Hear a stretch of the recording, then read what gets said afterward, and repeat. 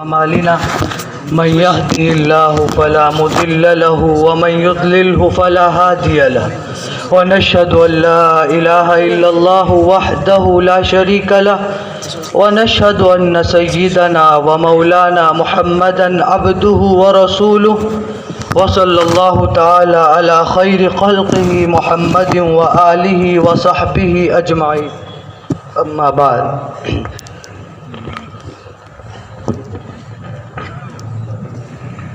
معزز احباب اور میرے ہمدرد رفقا نہیں بلکہ علماء کرام اور دعوت ارشاد کے حضرات نمائندگان، اللہ تبارک و تعالی نے اپنے کلام پاک میں دعوت کی فضیلت کو بیان کرتے ہوئے فرمایا کنتم خیر امت اخرجت للناس تأمرون بالمعروف وتنہون عن المنکر وتؤمنون باللہ.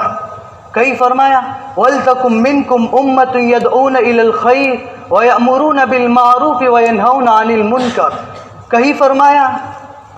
ادعو الی سبیل ربک، طریقہ کار کو بیان کرتے ہوئے فرمایا ادعو الی سبیل ربک بالحکمت والموعظۃ الحسنہ وجادلہم باللتی ہی احسن.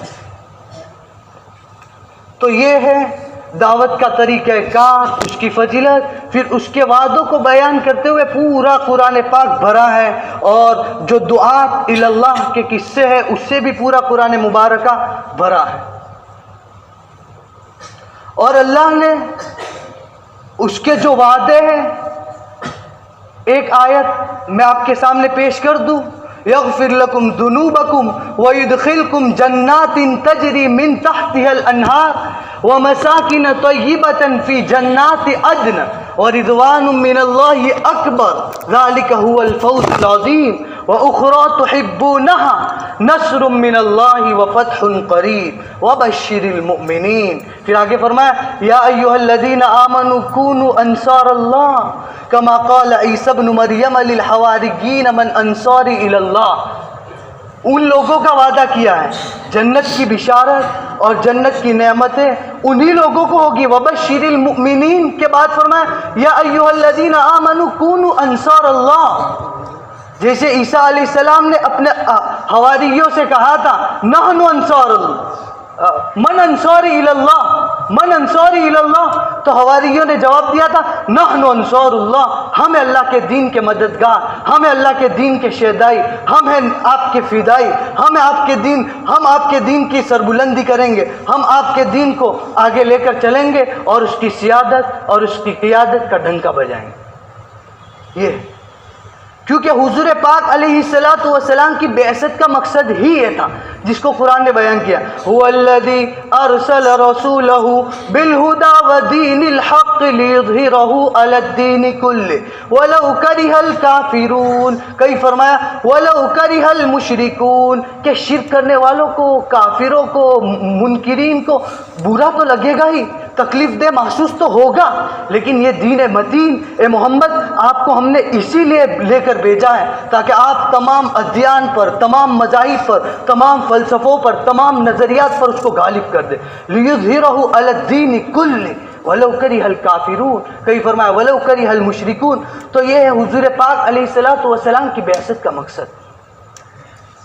اب بزرگوں، اب حضور پاک علیہ السلام کی سیرت مبارکہ کو 1400 سال ہو چکے. اب اس سیرت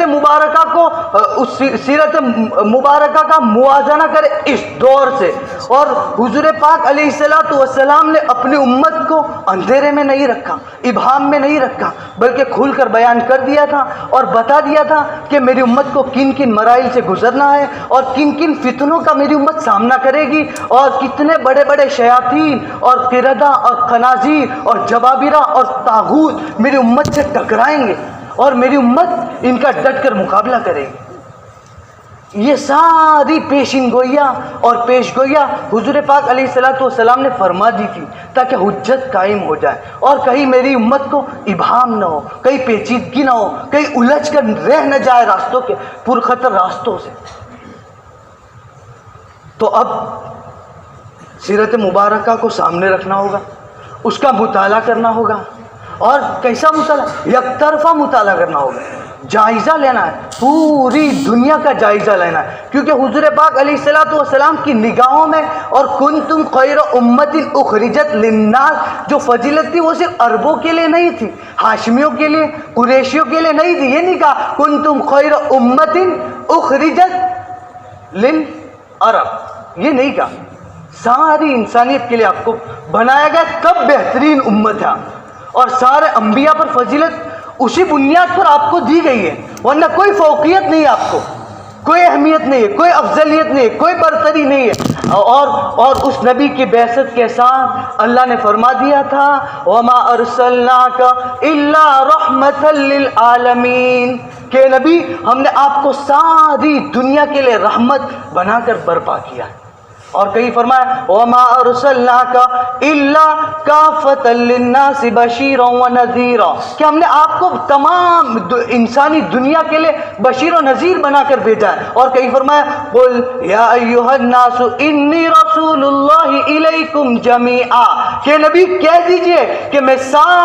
تم سارے انسانوں کے لیے بحیثیت نبی برپا کیا گیا ہوں، اور اب تمہیں میرا داعی بننا ہے. اور جس وقت صحابہ کرام رضوان اللہ علیہم اجمعین کے سامنے سب سے پہلی جو دعوت حضور پاک علیہ الصلوۃ والسلام نے دی، کوہ صفا پر چڑھ کر، پہاڑی پر چڑھ کر جو اللہ کے نبی نے دعوت دی اور بلایا ان لوگوں کو انی لکم نذیر بین یدی عذاب شدید کہ میں تمہیں دردناک اور المناک اور سخت ترین عذاب سے ڈرا رہا ہوں، ڈرایا. اور پھر پہاڑی پر چڑھ کر آپ نے کیا صدا لگائی تھی؟ یا صباحا انی انا النذیر الاریان.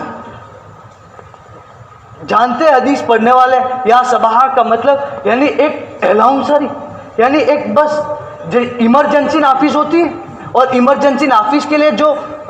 ساؤنڈ بجایا جاتا ہے تو یہ اس طرح ایک ساؤنڈ کی حیثیت رکھتا تھا یا صباحا عربوں میں. تو حضور پاک علیہ الصلوۃ والسلام نے پہاڑی پر چڑھ کر یہ فرمایا یا صباحا انی لکم نذیر بین یدی عذاب شدید کہ لوگوں میں تمہیں سخت اور دردناک اور بدترین عذاب سے ڈرا رہا ہوں، تم میری بات مانو. اور پھر کیا کہا، کیا پیغام دیا؟ یا ایھا الناس قولوا لا الہ الا اللہ تفلحوا کہ لوگوں تم ایک اللہ کی عبادت کرو، ایک اللہ کی بندگی کرو، اس کی توحید پر ایمان لے آؤ، اس کی حاکمیت، مالکیت، اس کی شہنشاہیت، اس کی الوہیت، اس کی ربوبیت کو مانو، تسلیم کرو، اس کے سامنے سر تسلیم خم کر دو، جھک جاؤ. اور جب اس کے سامنے جھکا جائیں تو پھر اپنا فیصلہ، اپنی تجویز، اپنی رائے، اپنا مشورہ باقی نہیں رہ جاتا. پھر آپ نے جس کو نمائندہ بنایا ہے، جس کو پیغمبر بنایا ہے اور جس کو رسول بنایا ہے، وہ جو بات بھی کرے گا وَمَا يَنطِقُ عَنِ الْهَوَىٰ إِنْ هُوَ إِلَّا وَحْيٌ يُوحَىٰ وہ خواہشات کی بنیاد پر نہیں کرے گا، وہ ہمارا پیغام ہوگا، وہ ہمارا کلام ہوگا، وہ اس بنیاد پر تم سے بات کرے گا اور تمہیں اس بات کو اور اس کلام کو لے کر بڑھتے چلے جانا ہے. اسی کا پھر یہی محنت حضور پاک علیہ الصلوۃ والسلام نے مکی زندگی کے 13 سال کے شب و روز کی. پھر اس کے بعد اب مدینہ ہجرت کر کے چلے گئے. مدینہ جانے کے بعد یہ نہیں کہ ہم لوگوں کی طرح 5 سال 2 سال محنت کر لی پھر کامیابی کے ڈنکے بجاؤ اور نمائشیں ہو اس کی، یہ نہیں، بلکہ مدینے جا کر بھی حضور نے پھر اسلامی ریاست کا قیام کیا، اسلامی ریاست کو کی بنیاد ڈالی. پھر اس کے بعد سارے حکمراں اور سارے بادشاہوں کو خطوط روانہ کی اپنے سفیروں کے ذریعے، فرماتے حضور ساروں کو جانتے نہیں ہیں وہ لوگ، لیکن بغیر بلا خوف بلا لومۃ لائم کے حضور اپنے پیغام منتقل کر رہے ہیں، کیونکہ آپ کو ساری دنیا کے لیے پیغمبر اور بشیر و نذیر بنایا تھا. اس لیے اب سارے حکمرانوں کو دعوت دے رہے، لکھ رہے کتب النبی الی الرسالہ قال من محمد رسول اللہ صلی اللہ علیہ وسلم الہ ہرقل عظیم الروم سلام علی من اتبع الہدی اسلم تسلم، اسلم تسلم. یہی پیغام، یہی پیغام کا مطلب ربی ابن عامر ایک صحابی ہے جو رستم کے دربار میں حضور پاک علیہ الصلوۃ والسلام کی نمائندگی کرنے جا رہے ہیں. جب وہ صحابی رسول رستم کے دربار میں پہنچتے تو ظاہر ہے وہ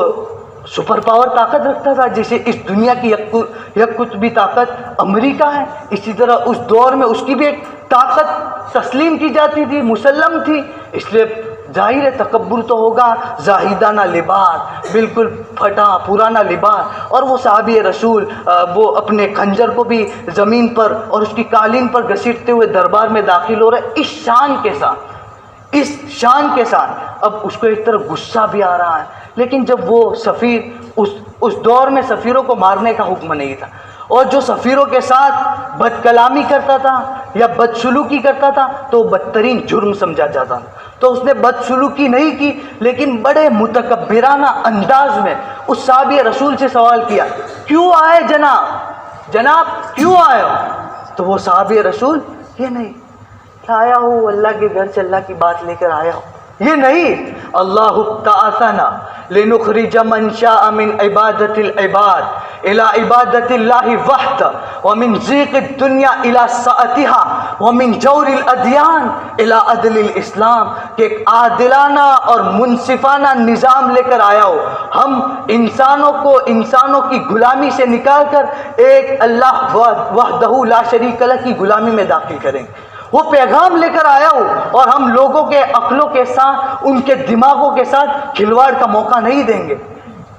اور ہم لوگوں کو ظلم، زیادتی اور تنگی سے نکال کر اسلام کا عدل اور اس کا انصاف عطا کرنا چاہتے. تو وہ پیغام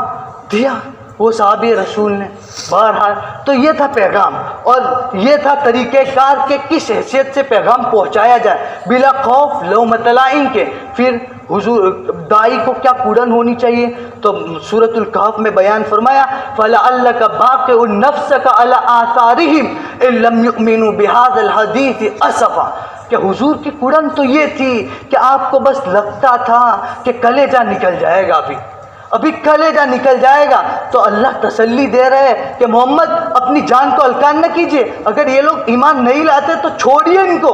یہ نہیں لائیں گے. ان الذین کفروا سواء علیہم اانذرتهم ام لم تنذرهم لا یؤمنون ختم اللہ علی قلوبہم وعلی سمعہم وعلی ابصارہم غشاوہ ولہم عذاب عظیم. کہ یہ تو بڑے ٹھیٹ اور کٹر کافر ہیں، یہ لوگ کبھی بھی ایمان نہیں لائیں گے. آپ انہیں ڈرائیں نہ ڈرائیں، انہیں آگاہ کرے نہ کرے، متنبہ کرے نہ کرے، کچھ بھی کرے، یہ ایمان نہیں لائیں گے. ان کی دلوں پر ہم نے مہر لگا دی ہے. لیکن اس کا مطلب یہ نہیں ہے کہ ہمیں داعی نہیں بننا ہے اور دعوت کا مشن چھوڑ دینا ہے، بلکہ ایک طبقہ، ایک تصویر وہ بھی ہے کہ جو لوگ عقل رکھتے، شعور رکھتے، جو اللہ کی ہدایت سے اور دور ہے. اور مسلمانوں میں بھی بعض وہ لوگ ہیں جو بس اللہ کو اس حیثیت سے جانتے ہیں کہ وہ رب ہے، لیکن جس حیثیت سے اللہ کو معبود ماننا چاہیے اور لا الہ الا اللہ محمد رسول اللہ میں جو اعتراف کرایا گیا اور جس نظریے کو اور جس یقین کی دعوت دی گئی، کیا اس حیثیت سے مسلمان مانتے اس کلمے کو؟ کیا یہی ہے جس کو حضور نے ایک دوسری حدیث میں فرمایا، کبھی مکے کی پہاڑیوں پر، کبھی وادیوں میں، کبھی بنوکاس کے بازاروں میں، کبھی ذوالمجنہ میں حضور جاتے تھے تو کہتے تھے کلمۃ تقولونہا تملکون بہا العرب والعجم، کہ میں جو بات لے کر آیا ہوں اگر تم اس کو دل و جان سے تسلیم کر لو گے اور اس کی حکمرانی اپنے اوپر نافذ کرو گے، اپنے معاشرے پر، اپنے سماج پر اور اپنے خاندان والوں پر اس کی حکمرانی نافذ کرو گے اور اس یقین کے ساتھ تسلیم کرو گے، تملکون بہا العرب والعجم، تو عرب و عجم کے مالک بن جاؤ گے. یعنی یہ ساری دنیا آپ کے قدموں تلے آئے گی. لیکن یہ اس وقت ہوگا جب ہم صحیح معنی میں لا الہ الا اللہ محمد رسول اللہ صلی اللہ علیہ وسلم کے نمائندہ بنیں گے اور اس مشن کو لے کر اٹھیں گے، اور ہم دائی ہیں، اور دائی کا کام ہی یہ ہے کہ لوگوں تک پیغام پہنچایا جائے، ہر گھر میں جایا جائے، ہر کھیڑے میں، ہر جھوپڑے میں ہمیں دعوت اسلامی کی محنت کو لے کر اٹھنا ہے۔ خصوصاً میں ان علماء سے کہوں گا جن کی اس سال فراغت ہو رہی ہے، وہ بس تہیہ کر لیں، اور ان کو شاید میں نے اسی لیے اپنا جملہ کاٹ کر اور واپس لے کر یہ کہا کہ میرے ہمدرد علماء کرام، کہ ان کو احساس ہو جائے علماء ہونے کا کہ جو ذمہ داری ہم پر عائد کی گئی ہے، اب ہمیں انسانیت کا بوجھ دیا گیا ہے، اسی سکتی اور تڑپتی ہوئی انسانیت کی پیاس ہمیں اسلام کے ذریعے، قرآن کے پیغام کے ذریعے بجھانی ہے۔ اس لیے پہلے میں ان علماء سے کہوں گا کہ پہلے آپ پیش قدمی کریں، انشاءاللہ پھر سارے طلباء اور جو جا سکتے ہیں وہ اپنا نام پیش کریں گے۔